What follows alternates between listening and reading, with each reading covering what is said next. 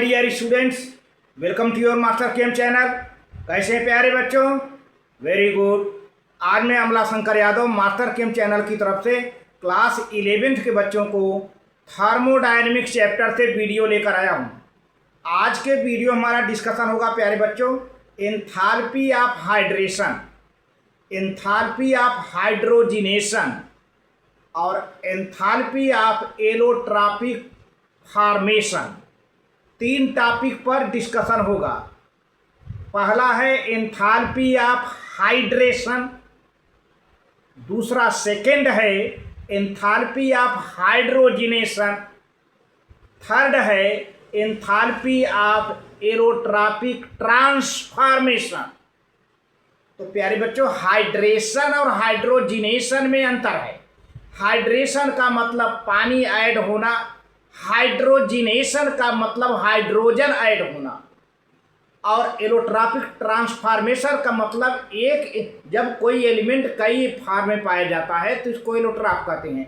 जैसे कार्बन है, ग्रेफाइट है, उसका दूसरा एलोट्रॉप डायमंड है, तीसरा तो फ्लोरीन होता है, लेकिन यहाँ पर हम फ्लोरीन की डिस्कशन नहीं करने जा रहे हैं। अब यह ग्रेफाइट डायमंड में बदल जाता है। उसी तरह से सल्फर का एलोट्रॉप मोनोक्लिनिक है, दूसरे सल्फर का एलोट्रॉप रॉम्बिक है। तो अब क्या होगा कि सल्फर मोनोक्लिनिक कन्वर्ट हो जाता है सल्फर रॉम्बिक में। तो ये सब हम एंथैल्पी, तीनों एंथैल्पी पढ़ने जा रहे हैं। Enthalpy of hydration, enthalpy of hydrogenation, enthalpy of allotropic transformation. तो प्यारे बच्चों, आज के वीडियो में आपका विशेष तौर से इन्हीं 3 टॉपिक पर डिस्कशन होगा और आप कापी कलम लेके बैठ जाइए और लिखना शुरू करिए। लेकिन एक बात यह है कि आप कभी वीडियो विलंब से जाए तो आप परेशान न होइए, वीडियो आगे पीछे जाता रहेगा। थोड़ा सा प्रॉब्लम आती रहती है, कुछ मीटिंग वगैरह तमाम सारी चीज़ें, तो वीडियो आता जाता रहेगा। प्यारे बच्चों, चलते हैं आगे की ओर, प्रोसीड करते हैं, ठीक है। हाँ, तो प्यारे बच्चों, क्लास 11th है, लेक्चर नंबर 23। लेक्चर नंबर 23 है।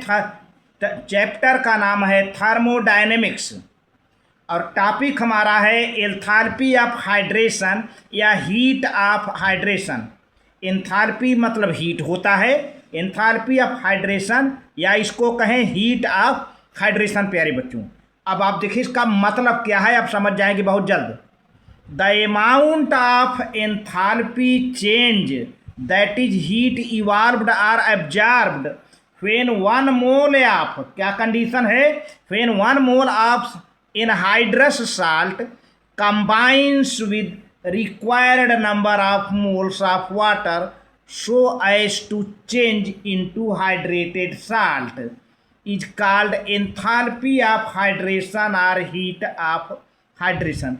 देखिए प्यारे बच्चों, एनहाइड्रस साल्ट का मतलब ऐसा साल्ट जिसमें वाटर मॉलिक्यूल न हो, साल्ट विदाउट वाटर, ऐसे साल्ट को हम एनहाइड्रस साल्ट कहते हैं। अब 1 मोल एनहाइड्रस साल्ट एक जो है combined with required mole of water, तो उस दौरान जब 1 मोल एनहाइड्रस साल्ट पानी से कंबाइन करता है तो जो हीट एब्जॉर्ब होती है या इवॉल्व होती है उसको हम एंथैल्पी ऑफ हाइड्रेशन कहते हैं या हीट ऑफ हाइड्रेशन कहते हैं। जब 1 मोल एनहाइड्रस साल्ट, ध्यान दीजिए, 1 मोल हाइड्रेटेड साल्ट नहीं होगा, 1 मोल एनहाइड्रस साल्ट माने साल्ट विदाउट वाटर। 1 मोल एनहाइड्रस साल्ट जब पानी से कंबाइन कर जाता है तो जो उस दौरान जो हीट निकलती है या एब्जॉर्ब होती है, वही हीट की अमाउंट क्या कही जाती है, एंथैल्पी ऑफ हाइड्रेशन या हीट ऑफ हाइड्रेशन। प्यारे बच्चों, देखिए यहाँ पर एक एग्जाम्पल से क्लियर हो जा रहा है। कोई चीज़ें, कोई डिफिनीसन ज़्यादातर एग्जाम्पल से और क्लियर हो जाती है। आप करीब करीब क्लियर हो ही गया है। The enthalpy of hydration of copper sulfate is -78.2 kilojoule पर मोल। माइनस है, इसका मतलब हीट निकल रही है। And this is represented as, देखिए कॉपर सल्फेट है, अब केवल कॉपर सल्फेट है, साल्ट है ये। कॉपर सल्फेट के आगे ये पानी नहीं जुड़ा है इसमें, यानी यह कॉपर सल्फेट विदाउट वाटर है, ये विदाउट वाटर है, एनहाइड्रस है। अब इसमें इसको यह 1 मोल है, यहाँ पर 1 मोल है। अब यह 1 mole copper sulphate 5 mole water से मिल जा रहा है। रिक्वायर्ड मोल ऑफ वाटर है ना, required number of mole of water 5 mole water से ही मिलेगा, इससे ज़्यादा नहीं। 1 mole copper sulphate 5 mole water से मिल करके जो है हाइड्रेटेड कॉपर सल्फेट बना रहा है। क्या बना? अब ये कॉपर सल्फेट क्या हो गया? हाइड्रेटेड हो गया। और ये एनहाइड्रस है, यह एनहाइड्रस है, यह हाइड्रेटेड है, इसमें 5 मोल वाटर मालिक्यूल आ गए। और तब एंथैल्पी ऑफ हाइड्रेशन कितना है? 78.2 किलो जूल पर मोल। ये हीट निकल के बाहर आती है, एक्जोथर्मिक प्रोसेस है। यहाँ पर माइनस लगा हुआ है प्यारे बच्चों, इसको समझ लीजिए। तो ये आपका क्या हुआ? हाइड्रेटेड साल्ट, यानी साल्ट विद वाटर, ये हो गया हाइड्रेटेड साल्ट। और ये क्या है? एनहाइड्रस साल्ट है। साल्ट विदाउट वाटर एनहाइड्रस कहते हैं, हिंदी में इनर्जल कहते हैं, बिना वाटर का। तो अब ये 1 mole copper sulphate salt 5 mole water से मिल करके हाइड्रेटेड कॉपर सल्फेट पेंटाहाइड्रेट बना देता है। कॉपर सल्फेट पेंटाहाइड्रेट उस दौरान प्यारे बच्चों 78.2 किलो जूल पर मोल के हिसाब से हीट निकलती है, निकल के बाहर आती है। तो आप इसको नोट कर लें प्यारे बच्चों। ये रहा एंथैल्पी ऑफ हाइड्रेशन। साल्ट 1 मोल होना चाहिए, नोट कर लें, ठीक है। अब एंथैल्पी ऑफ हाइड्रोजिनेशन, देखिए हाइड्रेशन में क्या होता था? वाटर मॉलिक्यूल ऐड हो रहा है। अब हाइड्रोजिनेशन में देखिए दोनों के नाम में बड़ा अजीब सा है, वो हाइड्रेशन, ये हाइड्रोजिनेशन है। यहाँ पर वाटर मॉलिक्यूल ऐड नहीं होगा प्यारे बच्चों, यहाँ पर जो है हाइड्रोजन केवल ऐड होगा। और ज़्यादातर ये घटना अनसैचुरेटेड ऑर्गेनिक कंपाउंड में देखने को मिलती हैं। अनसैचुरेटेड ऑर्गेनिक कंपाउंड का मतलब जिसमें कार्बन कार्बन डबल बॉन्ड हो या कार्बन कार्बन ट्रिपल बॉन्ड हो प्यारे बच्चों, तो ऐसा जो है ऑर्गेनिक कंपाउंड में देखने को मिलता है। तो यहाँ पर एंथैल्पी ऑफ हाइड्रोजिनेशन का, हाइड्रोजिनेशन माने एडिशन ऑफ हाइड्रोजन, जब हाइड्रोजन ऐड करे तो जो हीट इवाल्व हो या ऑब्जर्व हो, that is called enthalpy of hydrogenation. The amount of enthalpy change take place when 1 mole of unsaturated 1 mole of unsaturated organic compound is completely hydrogenated। माने 1 मोल unsaturated organic compound होगा, वो completely hydrogenated होगा, पूरा hydrogen उसमें add हो जाएगा और saturate हो जाएगा, is called enthalpy of hydrogenation. जब 1 मोल अनसैचुरेटेड हाइड्रोकार्बन में या ऑर्गेनिक कंपाउंड में जो हाइड्रोजन ऐड हो जाता है, तो उस दौरान जो एंथैल्पी चेंज होती है उसको एंथैल्पी ऑफ हाइड्रोजिनेशन कहते हैं। For example enthalpy of hydrogenation of ethylene या एथीन कहते हैं, is enthalpy change for the reaction.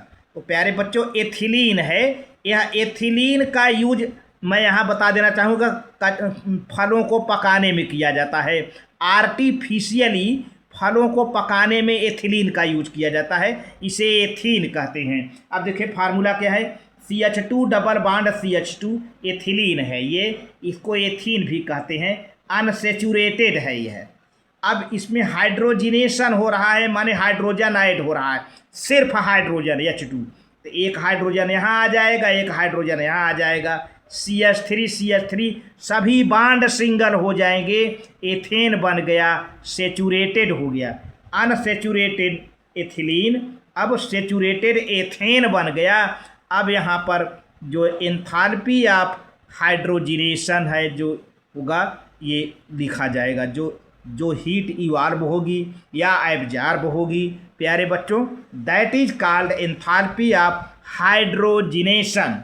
आप इसको नोट कर लें, बहुत बढ़िया, ठीक है। अब देखिए तीसरा पॉइंट है जो कि वीडियो का लास्ट है, enthalpy of allotropic formation. Allotrope का मतलब क्या होता है, देखिए आप, ये 9th क्लास की बात है प्यारे बच्चों। जब एक एलिमेंट कई फॉर्म में पाया जाए तो उसको एलोट्रॉप कहते हैं। जैसे कार्बन है, कार्बन के 3 फॉर्म होते हैं। पहला फॉर्म ग्रेफाइट, दूसरा फॉर्म डायमंड, तीसरा फॉर्म एलोट्रॉपिक बकमिस्टर फुलरिन, और कई फार्म हैं, लेकिन यहाँ पे हम 3 फार्म कार्बन के बता रहे हैं। पहला फार्म कार्बन है, दूसरा डायमंड, पहला फार्म ग्रेफाइट, दूसरा फार्म डायमंड है, तीसरा फार्म बकमिस्टर फुलरिन है। तो 3 फार्म हो गए, ग्रेफाइट, डायमंड, बकमिस्टर, फुलरिन। तो हम यहाँ पर फुलरिन की बात नहीं कर रहे हैं। अब देखिए ये दोनों कार्बन हैं, दोनों ग्रेफाइट भी कार्बन से मिलकर बना है, डायमंड भी कार्बन से मिलकर बना है। ये देखिए ये भी सल्फर है, ये भी सल्फर है। ये मोनोक्लिनिक टाइप का है, ये राम्बिक टाइप का है। लेकिन जरा डिफिनीशन देखें क्या कह रहा है, the enthalpy change that take place when one mole of one form, माने एक पहला फार्म है, दूसरा फार्म है, ये पहला फार्म है, दूसरा रूप है, ये पहला रूप है, दूसरा रूप है। फार्म माने रूप, ये पहला रूप है, दूसरा form. When one mole of one form of allotropic modification changes to another form is called enthalpy of allotropic transformation. जब एक मोल पहला फार्म दूसरे मोल में कन्वर्ट होता है तो उस दौरान जो एंथैल्पी चेंज होता है या हीट चेंज होता है, that is called delta H transformation, enthalpy of transformation. प्यारे बच्चों, जब एक मोल पहले फार्म का एक मोल दूसरे फार्म में कन्वर्ट होता है तो उस दौरान जो हीट का चेंज होता है, जो एंथैल्पी का चेंज होता है, that is called enthalpy of allotropic transformation.